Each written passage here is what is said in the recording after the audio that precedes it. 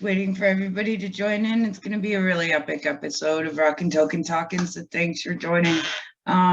It's been a really emotional week for me. It's been a lot of incredible things, and I'm just so happy everybody's here. And Lane is the first.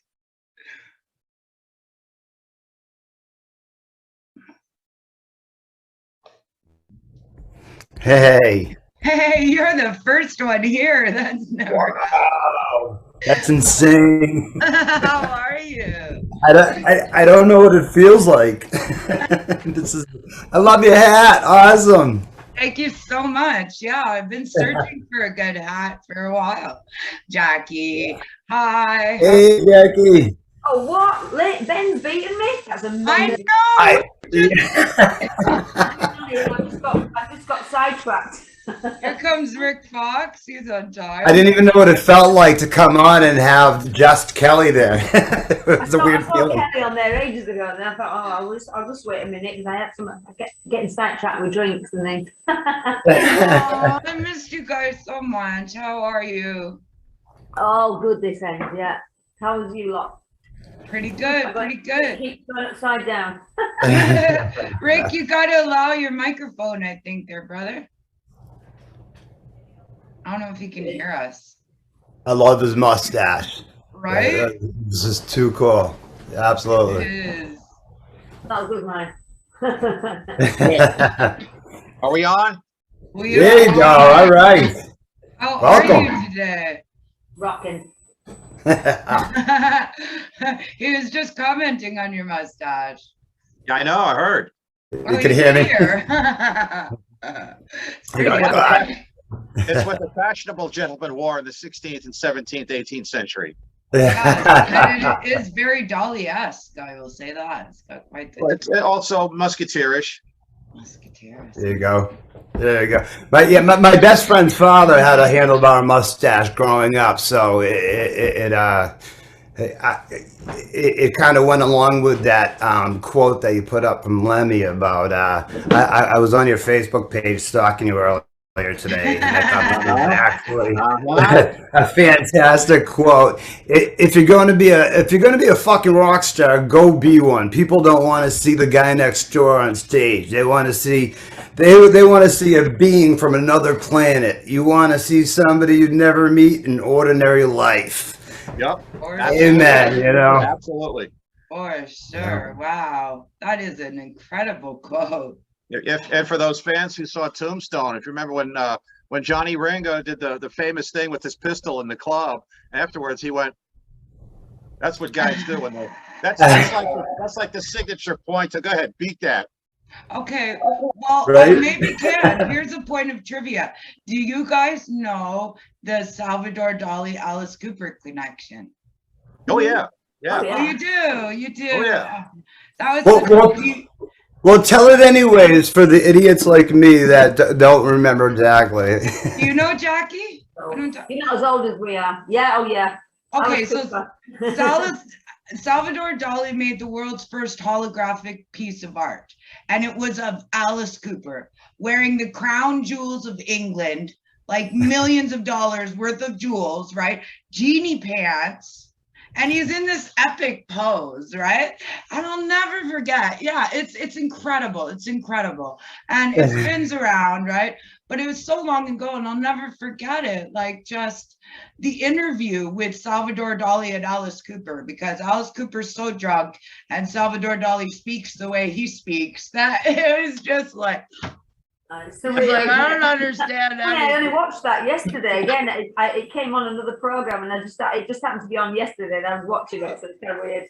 That is really weird. Yeah. 6 degrees across these pages, Yeah. I'll say. So cool. Hey, Sean. Hi, Sean. Hey. Hi, Sean.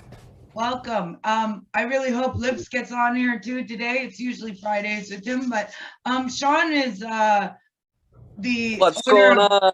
Hi, why don't you introduce yourself there, Sean, in great shirt, I say. Hey, right on. I got my hat on today too. Okay. Let me get one of those. That's awesome. All So right, I'm Sean. I've been in London my whole life, London, Ontario. huge metal fan, owner of Uncle Dad's Pizza. We're in 40 something towns in southwestern Ontario, cities. We do a lot of farmers markets, stuff like that. We do a ton of fundraisers for schools, hockey teams, football teams, stuff like that too. I think we've got about 50 people working for us, and almost everybody there is family or friend, like a close friend from a long time. So it's kind of cool working with everybody you know and stuff like that. Yeah, so I'm here. Hopefully something works out. We had a bit of a family emergency yesterday, but hopefully something works out today where Kelly and I can go check out the shops and get a couple pictures and do some sponsorship for you guys. That'd be great. Awesome. I am so very excited. I've done some commercials to some music by you guys. And, you know, when I said that the lineup was today, he was totally excited. I'm really looking forward to that. Not to mention that, you know, a metalhead could always use some free grub, right? And it's the best, right? Always. So, Rick, I wanted to ask you, what's new, brother? What are you working on right now? Me? Well, I got a little hint from Ron Keel that we have some upcoming work to do on some new Steeler material. Wow. I'm pretty excited You got a about. stalker over there. Rick, you got a stalker. Well, I can't thank you guys enough because Ron Keel was on the very, very, very first episode of ROCKn, TALKn. I think you remember that, Jackie. You were on that episode as well. And he came on larger than life. You know what I mean? It was like everybody else is just chilling in their room, right? And he's got a full sound, big microphone. He's just like, it's a radio show. And I was so That's right. He's over the top. Small time peanuts, man. Small time peanuts. But that's, you know, COVID is all about. And here comes Jeff Summers from Weapon UK, if you guys are familiar. What a great band. And I want them to share their epic Motorhead story. Because Motorhead almost killed Jeff. What? Hate when that happens. It's a hard life rocking and rolling, but I mean literally, and I'll let him tell it. Several times. But what are you working on exactly, Rick? What are you doing? I'm waiting to hear. I'm waiting on the word from Ron. When to, you know, I don't know if I'm gonna. He invited me up to his house in South Dakota to record there, but you know, with all the travel implementations going on now, I don't know if it's going to be a fly thing or a drive thing or what. You know, I mean, you know, from Missouri to there is, you know, and a plane, it's a hop and skip, but you know, to drive it is quite a, you know, an expenditure. But I haven't decided yet how we're gonna Ron has the final say on it, so how we're gonna put it all together. So I'm just kind of on standby. And when Ron says, okay, man, okay, we're going to do this. We're going to do that. Yeah. You're going to record. We're going to kick ass. We're going to have some Steeler songs. And you know, so when Ron says it, that's all I'll know when to do it. Other than that, we're still working around the house here in Missouri, you know, working on the house and the property, you know. I have a question. Have you been to Uranus, Missouri? Is that a trick question there? No, it is not. It is Is that one of Ben's quizzes? It is a real place, and they have Is this where I fudge dodged factory there. Is this where I dodged the Klingon reference? No, but it was like an old circus had retired there, started this circus museum that's really kind of run down and sort of like it's awesome. It looks like it should be in a movie for sure. Yeah, we passed it several times. I wanted to stop there, but we didn't have the opportunity. Well, I know the cat lady. She runs the museum there, part of it. She's an infamous tattoo freak and just a lovely, lovely person. And if you ever get a chance to go to the Uranus Fudge Factory, go there and get some fudge. I don't know the best fudge comes from Uranus, apparently. I don't know that that's the proper pronunciation. I think it's Uranus, but you know. Yeah, well, I don't know if that's American way of space. Well, you know, we try to dodge the typical you got Klingons on Uranus joke. So. Well, welcome, Jeff Summers. How are you today? Hey, Hey guys. Jeff. Yeah, good. Hey. Hey Jackie, how you doing? I'm good, are you? Yeah, very good, thanks. You're looking very comfortable there on your Yeah, sofa. I'm always comfy on the sofa. I know. Jackie, are you familiar with how Motorhead almost killed Jeff? Whichever story, there's so many stories. Jeff, can you? Not deliberately. Not literally, but so close. I'm sure there's a queue of people telling you stories about Motorhead nearly killing them. You only have to get why don't you tell it, by because Lemmy and you're nearly dead. it's such a good story. I can't which Well, one mine's- you mean. I don't know which one you mean. Mine's been told a few times on here. In actual fact, Jackie, the bomber fell down from the rigging during sound check. Yeah, and I was standing by Eddie's rig tuning up, and the bomber actually, you know, because probably remember the rig was like a lighting rig, sort of built into the shape of the bomber, and so in between those bits and pieces on the wing, it went straight through me, like, you know, like Buster Keaton in the old black and white films. Didn't touch my guitar, didn't touch me, but it literally within about an inch of the guitar headstock and maybe a couple of centimeters of my left arm. And because I had, in those days, using a strobe tuner with headphones on, I was completely unaware. All I really felt was a whoosh. And then looked around, realized, thought, what the hell is that? You know, took my headphones off and realized that there was ashen faces around me and everybody praying that I was still alive. Oh man. It's still that thing, isn't it? You know, Well, we did a tour with that as well, and it's just it took so long to set up, so we didn't get a sound. We were playing Hammersmith Organ, you know, with Saxon and Motorhead usual, and we were waiting for it to set up. We just backstage, and we hadn't really gauged where it all was.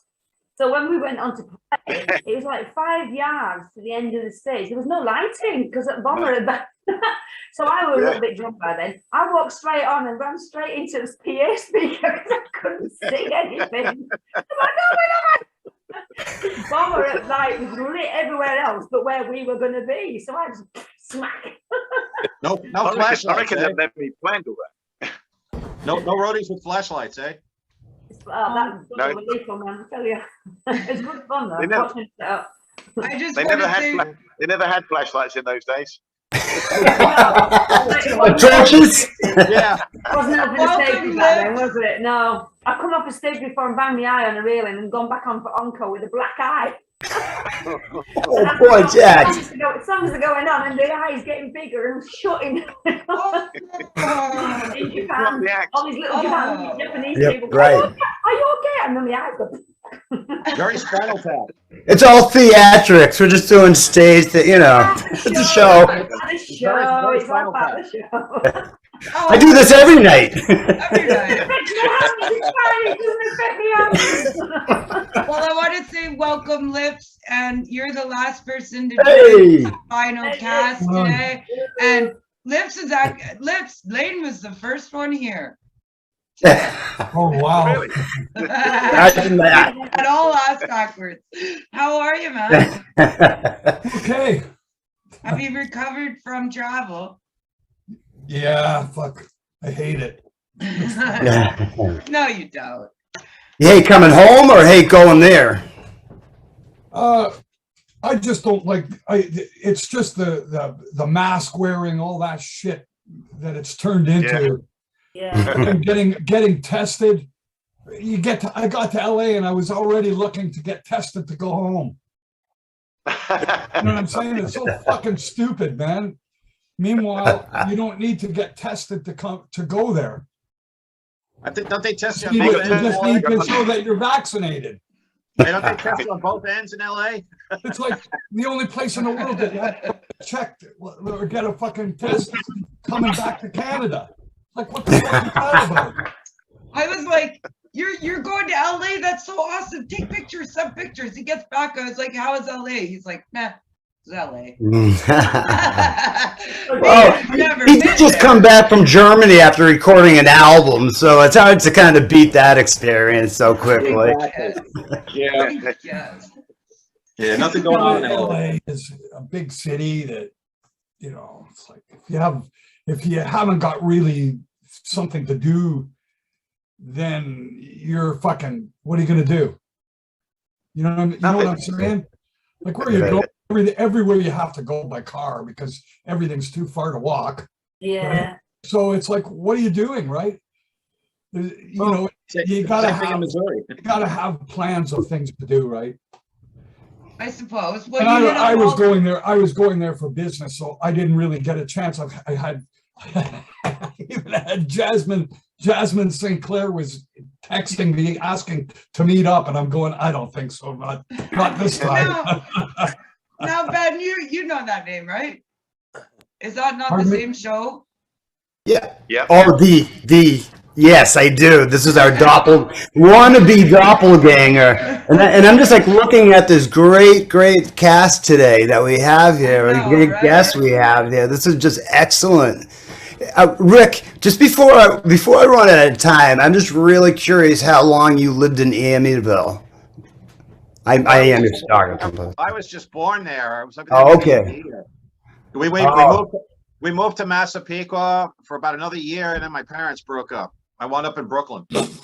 Okay. Man, it is an incredible host of accents right now. I'll say that. Wonderful.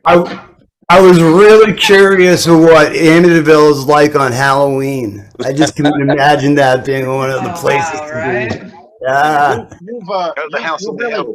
You've really delved into my background, eh? I know, no, right? I'm looking for a house. Oh, well, that's what fans do. And I mean, it's what we do. What's that? This is a great job we got here, man. Yeah. Learning all the ins and outs and new stuff. And it's nice to finally see Jackie now. She's not cut off like last time. I know. Yeah, Okay, so what happened? why don't we get to the trivia game, Ben? Yeah, Why not? Okay. You know, it's funny. I found one question, and it was like, I realized a lot of these have to do with the U.S., and this is such an international show.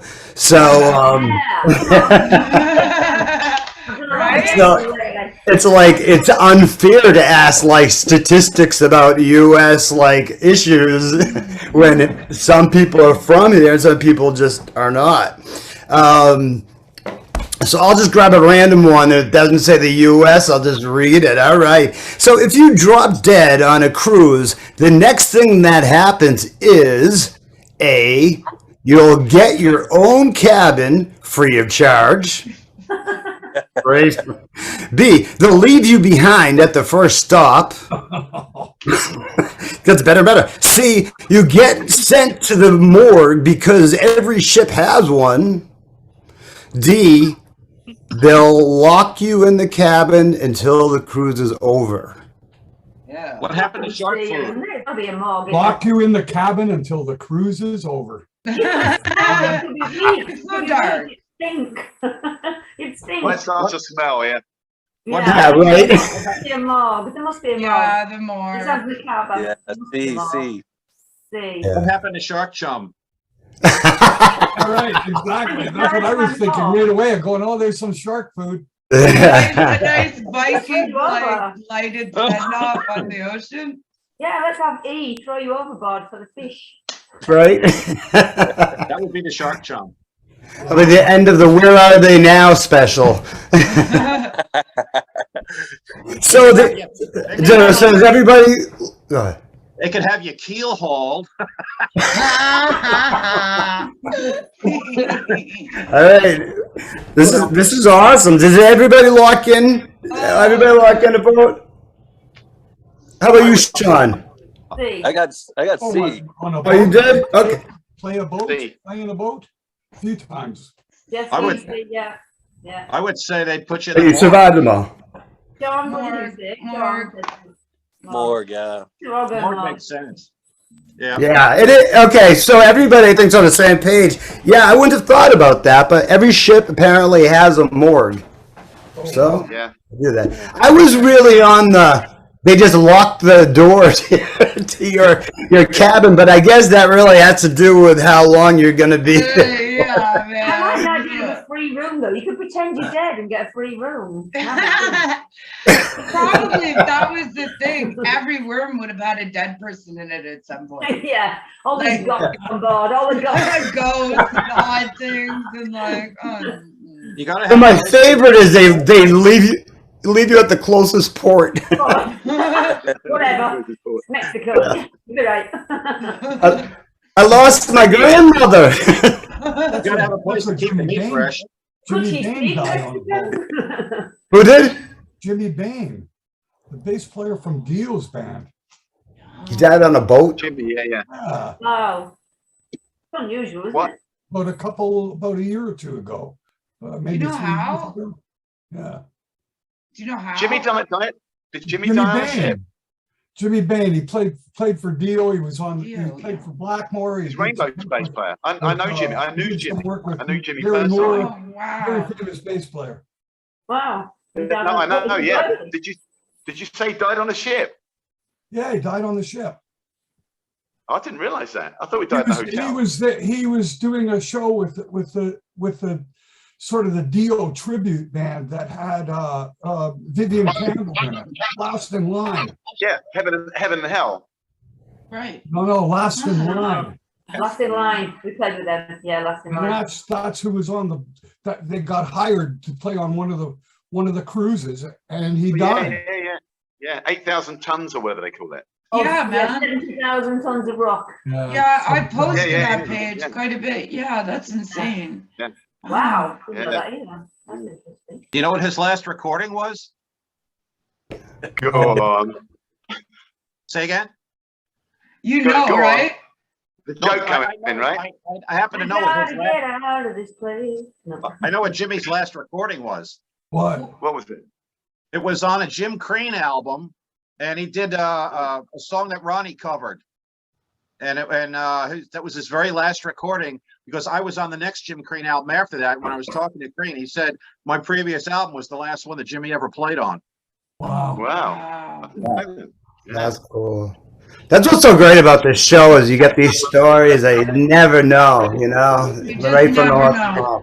And the So 6 cool. degrees of love across the whole freaking planet, man, just happens. It like without even trying somehow. So Well, you'd be surprised. Most musicians are hooked up in one way Yeah. or another. You see each other on the road, or yeah, but not even if hooked you up to don't, me. you get to know each other through your music, and you Yeah. kind of feel an attachment anyway. Yeah. You know, it's It's, just it's that Kevin Bacon 6 degrees of separation.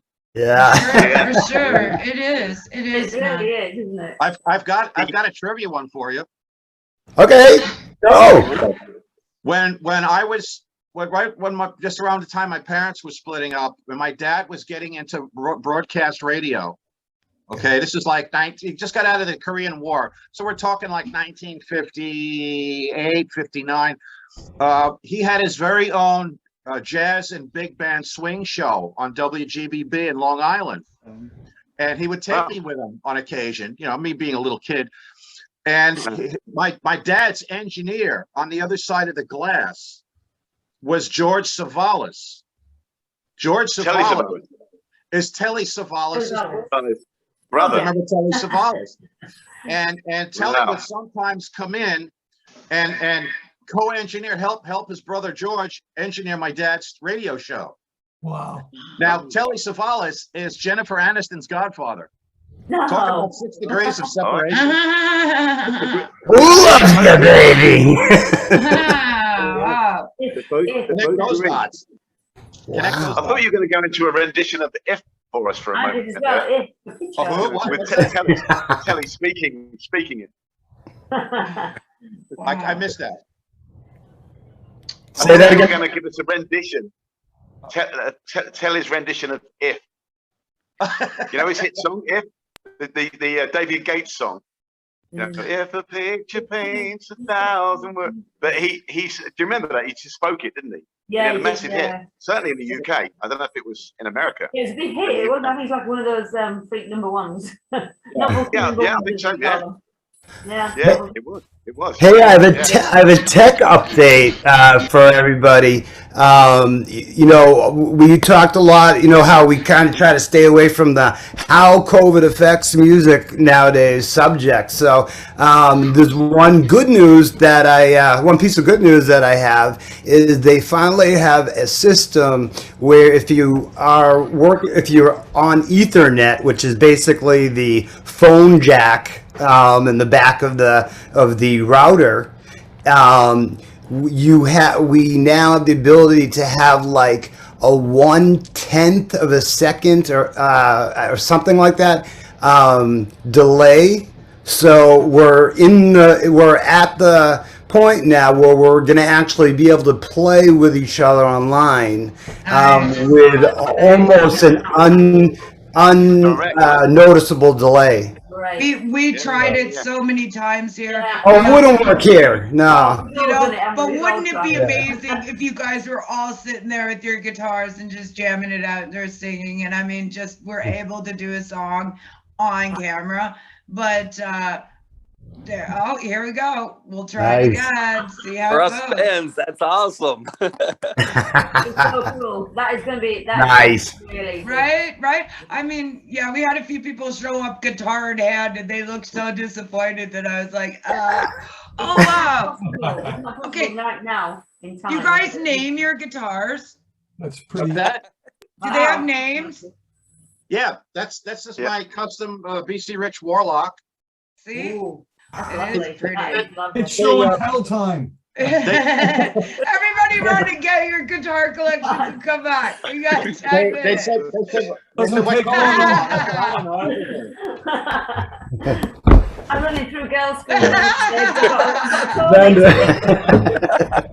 Why? Because I don't play. Mine is a piece of art with a bunch of stuff on it, so it would probably, yeah. Oh, you guys. All my bases are in the other room. I just want to say as well that Steve's music store in Toronto is now sponsoring Rare Disease Meets Rockstar. That is really, really cool. They've been watching all along. They've been shut down throughout the pandemic, and I just think it's really, really cool that it's called Steve's too, right? Like it just kind of works.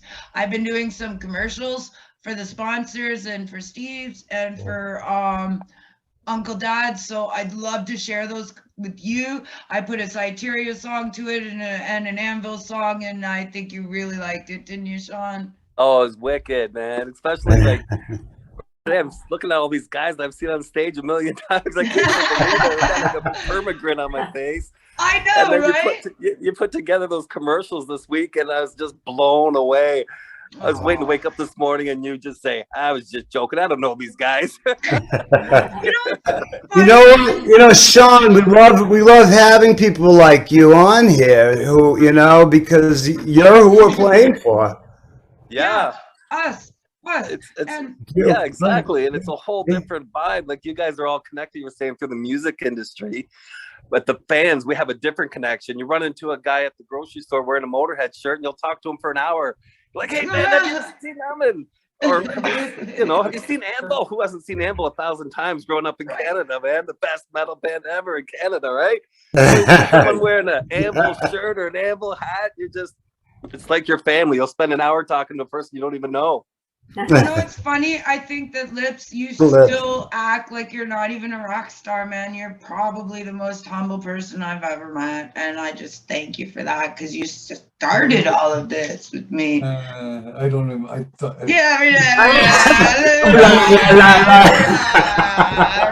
You're too awesome, Lips. You're too awesome. I don't put really any thought to it because it's when I'm just sitting here and talking with a bunch of people, I'm one of the people.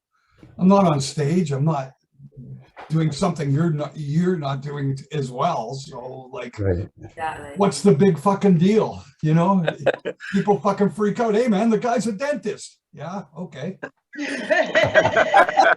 No, man. So a dentist spends his whole life trying to get somewhere and trying to make a living, right? I did the same thing, but I'm a musician. Musician, dentist, what's the difference? It's another person. Oh, it's a big Right? fucking difference. It's a, yeah, you've You changed know, a lot of Big lives, man. fucking difference. You know, it's like the other thing is, you know, like when you go to a place like Los Angeles, everybody's a star. And they act like they're all a star just working at the restaurants, right? Yeah, that's true. Yeah. Because even the That's true. stars themselves worked in the restaurants. So what difference does it make? They're really all the same kind of people. I'll tell you Some something, get but lucky, some don't. But That's they're because just you've probably people. all been delivering pizzas, right, Sean? That's right. Right. Right. That's I right. was so shocked when I met the first like really big name and they're like, yeah, I got a day job. I was like, what? You know what? And how many day jobs you guys have? But Most do. How could you do? you can't. without Now it? that I know the Like, industry, yeah, it's a totally honestly, different story. honestly, in my earlier years, there was no option. There is absolutely no option, and you don't starve to death. You go to work, or you find illegal work. Right, right, right. And luckily, One of the three. There's an old comedy punchline. Rock music. There's an old comedy punchline. It says, "I'm an actor." Really? What restaurant do you work in? Right? There you go. Exactly. What is the worst job you guys have ever had on the side? Sounds like Derek and Clive. A what? What do you do, It Jeff? sounds like Derek and Clive. Do you know Derek and Clive? That's an incredibly funny piece. And that was one of the conversation pieces for that particular show. What's the worst job you've ever had? And they decided the worst job they'd ever had was retrieving the bogies from Winston Churchill's nose. Oh. he didn't do this himself. Humor for you.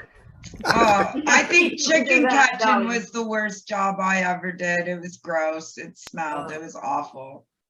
You had to run and catch the chickens at their feet, flip them upside down, and put them in a thing. And literally, you're standing like in knee-deep chicken poop. Crazy chickens around with your hands. It's fucking madness. For I think it was $8 an hour. I've worked in a lot of factories. That was boring. Boring, right? In fact, the worst one was like on Christmas. It was like the I don't know deep videos back then when you had like stickers on the front, and some of them had been put on. So we had to peel them off and rub off the glue from the back. That was the job we had to do. Oh my God. I lasted about half a day and just went home. Not doing it. What about you, Rick? It's been so many years. It's so many. It's hard to pick. I worked at a company that refurbished electronic equipment and computers, and then they rewrapped them and put them back up for sale. And they brought me in as like a customer service mitigation. I did all like I had all different titles of what I did there, but the supervisor in the office was this immense Armenian twat. She just would not do anything to help you, and she's just like, I said, well, how do I learn this or how do I do that? She goes, figure it out yourself, you know. And I tolerated that for about less than a month, and I walked out of the company. And as I was leaving, the boss was coming in, and he says, where are you going? I said, I quit. Go tell that blob in the office to go screw herself. I said, I'm not going to tolerate this harassment, you know. And he says, no, wait.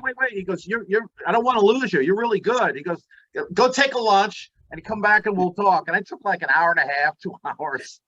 And I came back and he says, let's find another position for you that you're better at. And I'm really good with organization. So they put me in charge of like inventory or something like that. But the company eventually closed down. They got raided by the FBI and closed down. So that's what comes to mind. That's what you get for trying to go legit, huh?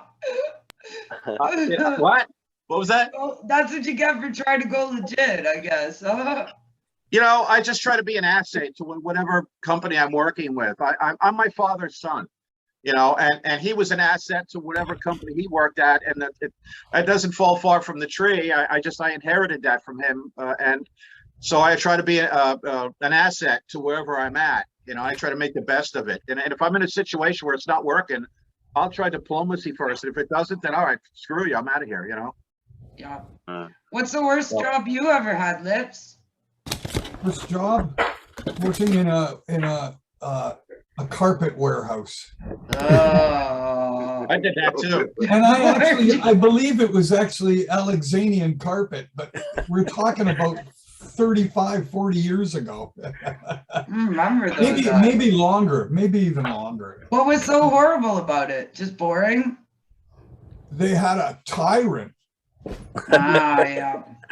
The guy who ran the thing was like insane. Like literally insane. But out of it, I learned how to actually roll up carpet properly. That's important when you're trying. One day job. It was a one day job, and I never went back. Oh man! You didn't have to suffer carpet burns then. I guess not. I guess not. I mean, you can always think of horrible times. You know, it's crazy. I ended up working because I had long hair. I was a musician, but getting a job was a joke. So what it ended up was my parents would always send me to one of my uncles to go work, right? So they sent me to my uncle's hardware store, and my uncle's brother, which wasn't any relation to me, was a bastard. I mean, this guy had me. I was carrying fucking 100-pound bags of fucking concrete up flights of stairs to the warehouse. Come on, hurry, he's going. At the end of the week, I go, okay, I'd like to get paid. They take the fucking tip jar, the tip cup, right? And he just put your hand out. He puts the tips in my hand. It came to like $5 after a whole fucking week of work. Oh, you're joking. Needless to say, I didn't go back. Wow. Wow. But the thing is, they were taking advantage of the situation. We don't even want them here, right? Yeah. Wow. To get them to do all the fucking hard shit that they don't want to do. And it basically and fundamentally, that's what it was. So it's like a scavenger job. So you don't want that. You're lucky about the carpet job. You know that? Why is that? Because some people get rolled up in them and are never seen. I said that. Yeah, you learned how to roll up. Yeah, right here, man. You're gonna do stand up or something. Have you ever? So well, people mess us about, man. We got a pretty solid crew going here, I think. It is. The entire family. Because I worked at a carpet company myself. My first job out of high school. I was in the art department, and I learned how they make the patterns on the carpets. Oh my God! Don't you love hotel carpeting? I worked in the mill, so I was rolling the wool for the carpets. Yay! wow. My grandfather had a hardware store in downtown Toronto and Lakeshore, and they sold carpeting in big rolls. And I remember sitting up on them and just hanging out because they smelled good. They smelled big, right? And I could hide away and nobody found me. And I walk on carpet, so with all of us, we have some connection. But I don't get carpet burns. You carpet munchers. All right, let's do another fucking Well, we got 20 trivia question. Okay. You're not gonna run out. Okay, here we go. A serial killer dismembered and ate 17 people, but he did not eat bodies with tattoos because A, he was an amateur tattoo artist. B, his mom had tattoos. C, the ink made the flesh taste odd. D, he was incredibly superstitious. Taste odd. He's gonna have mummy issues if he's a serial killer. I'm going for mummy issues. Right. Yeah. As an ex-tattoo artist, I kind of want to say he was a tattoo artist because you don't want to destroy your, work. He was allergic to the blue ink. Right? Like a blue Red dye 77 and M&Ms. What do Blue you think, M&Ms. Sean? What do you I think, might just say Sean? no blue. Has everybody put a guess in? Oh, jeez. Come on, Sean. I think I'm with the mummy superstitious. Superstition? Yeah. It's funny, it's like any of these seem to be superstition, except C, the ink made the tattoo, the ink made the flesh taste bad. Of course, it makes sense. Tastes bad. Interesting, huh? Is that It right? is. Oh, It is. that seemed like too obvious. Huh? Right? It does. No, right? No artificial flavoring. E numbers. E numbers in it. Right.